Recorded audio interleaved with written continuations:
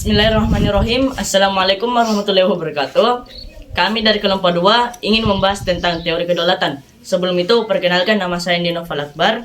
Saya Samudra Hidayah Putra Aziz. Saya Muhammad Adi Panjat Saputra. Saya Muhammad Mufil Mubarak. Saya Novi Aprilia Cahyono. Saya Nur Akila Nazwa. Saya Rizky. Saya Zata Nafsia.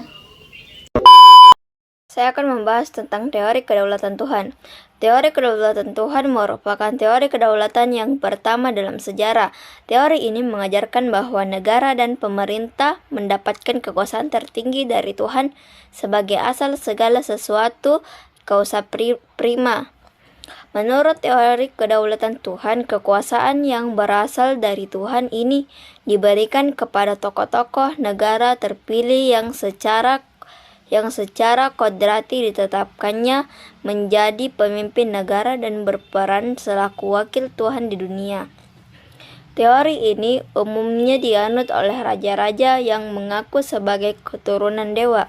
Misalnya para raja Mesir kuno, Kaisar Jepang, Kaisar Tiongkok, Raja Belanda, Biddegrategots, kehendak Tuhan, dan Raja Ethiopia Haile Selassie, singa penakluk dari suku Yuda, pilihan Tuhan. Demikian pula dianut oleh para raja Jawa zaman Hindu yang menganggap diri mereka sebagai penjelmaan Dewa Wisnu.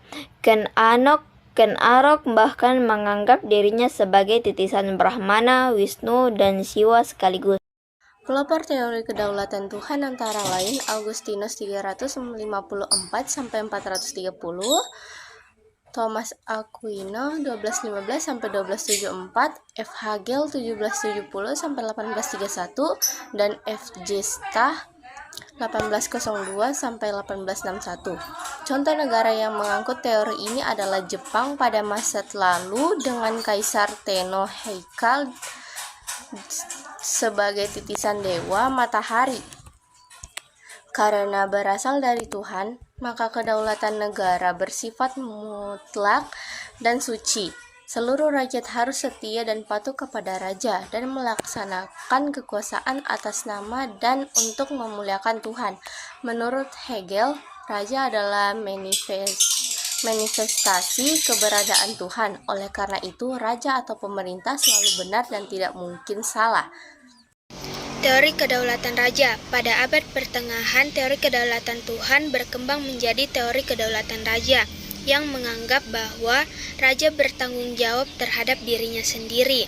Kekuasaan raja berada di atas konstitusi. Seseorang raja bahkan tidak perlu menaati hukum moral agama, justru karena statusnya sebagai representasi atau wakil Tuhan di dunia. Maka pada saat itu kekuasaan raja berupa tirani bagi rakyatnya. Dasar utama teori ini adalah Niccolo Machiavelli 1467 sampai 1527. Melalui karyanya Dua Principia, ia mengajarkan bahwa negara harus dipimpin oleh seorang raja yang memiliki kekuasaan mutlak. Sementara itu, John Bodin menyatakan bahwa kedaulatan negara memang dilambangkan dalam pribadi raja. Namun, raja tetap harus menghormati hukum kodrat, hukum antar-bangsa, dan konstitusi kerajaan Leges Imperii. Di Inggris, teori ini dikembangkan oleh Thomas Hobbes 1588 sampai 1679 yang mengajarkan bahwa kekuasaan mutlak seseorang raja justru diperlukan untuk mengatur negara dan menghindari homo homini lupus.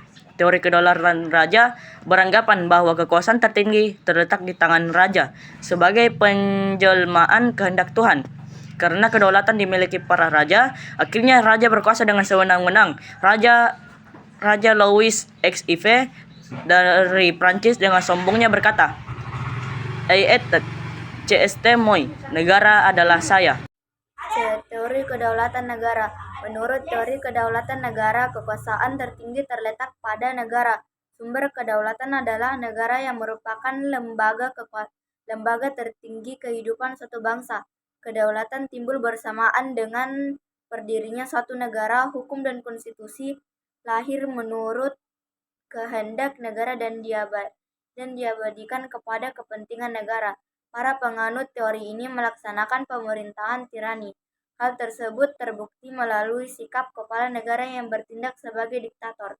Peletak dasar teori ini antara lain Jan Bodin 1530 sampai 1596, Hegel 1770 sampai 1831, Gelinius 1851 sampai 1911, dan Paul Laban 1879 sampai 1958. Pengembangan teori Hegel menyebar di negara-negara komunis. Teori kedaulatan hukum. Berdasarkan pemikiran teori kedaulatan hukum, kekuasaan pemerintahan berasal dari hukum yang berlaku. Hukumlah baik tertulis maupun tidak tertulis yang membimbing kekuasaan pemerintah. Kekuasaan hukum merupakan kekuasaan tertinggi dalam negara. Hukum bersumber dari rasa keadilan dan kesadaran hak-hak warga negara dan mewujudkan kesejahteraan umum. Etika normatif negara yang menjadikan hukum sebagai panglima, mewajibkan penegakan hukum dan penyelenggaraan negara dibatasi oleh hukum. Pelopor teori kedaulatan hukumnya diantaranya Hugo de Groot, Krabe, Immanuel Kant, dan Leon Duguid. Teori kedaulatan rakyat. Teori kedaulatan rakyat beranggapan bahwa rakyat merupakan kesatuan yang dibentuk oleh suatu perjanjian masyarakat. Kemudian sebagai pemegang kekuasaan tertinggi, rakyat memberikan sebagian kekuasaannya kepada penguasa yang dipilih oleh rakyat, dan penguasa tersebut harus melindungi hak-hak rakyat. Tokoh yang mengemukakan teori ini adalah Montesquieu tahun 1688 hingga 1755 dan J.J. Rousseau tahun 1712 hingga 1778. Beberapa pandangan pelopor teori kedaulatan rakyat.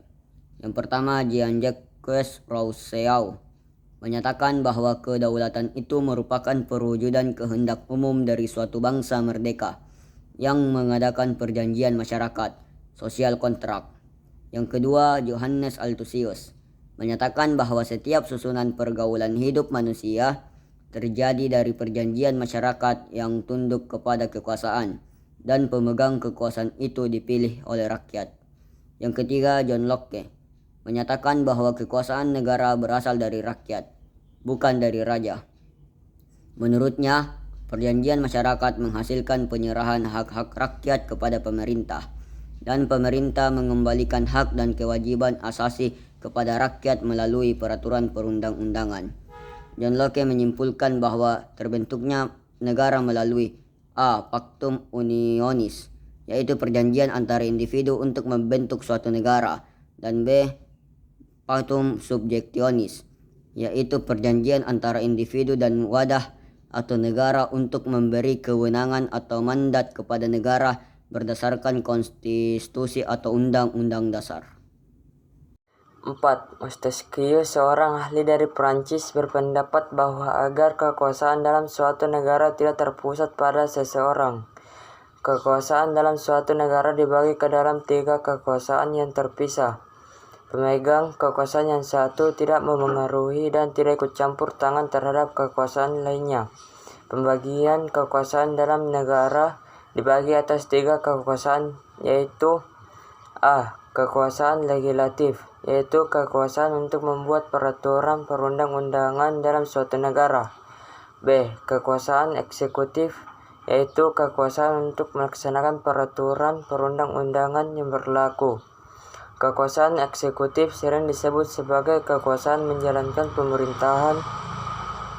Dan C. Kekuasaan yudikatif, yaitu kekuasaan untuk menegakkan peraturan perundang-undangan yang berlaku apabila terjadi pelanggaran.